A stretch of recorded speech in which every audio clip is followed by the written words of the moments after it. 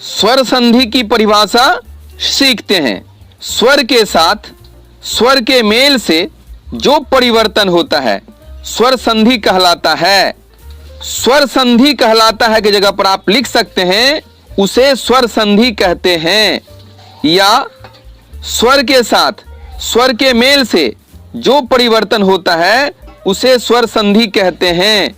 यहां मैंने स्वर संधि कहलाता है की जगह पर केवल उसे स्वर संधि कहते हैं लिख दिया है। बस इतना का स्थान बदलकर इतना लिख दिया है।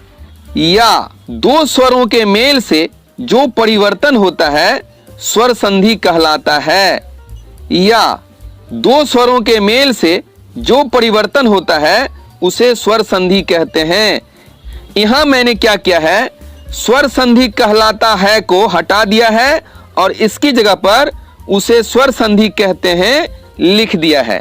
आप स्वर संधि की परिभाषा 4 प्रकार से दे सकते हैं।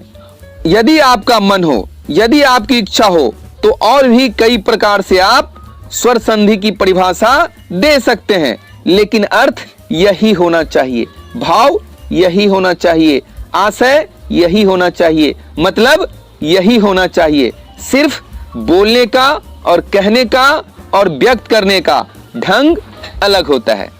आप इस स्वर संधि की परिभाषा को और भी कई ढंग से और भी कई प्रकार से बोल सकते हैं या कह सकते हैं या व्यक्त कर सकते हैं। बस कहने का मतलब, बोलने का मतलब, व्यक्त करने का मतलब एक ही होना चाहिए। स्वर संधि के 5 भेद हैं, या स्वर संधि के 5 भेद होते हैं, या कह सकते हैं इसको स्वर संधि 5 तरह के होते हैं, या स्वर संधि 5 प्रकार के होते हैं। पहली है दीर्घ संधि, दूसरी है गुण संधि, तीसरी है वृद्धि संधि, चौथी है यन संधि और 5वीं है अयादि संधि।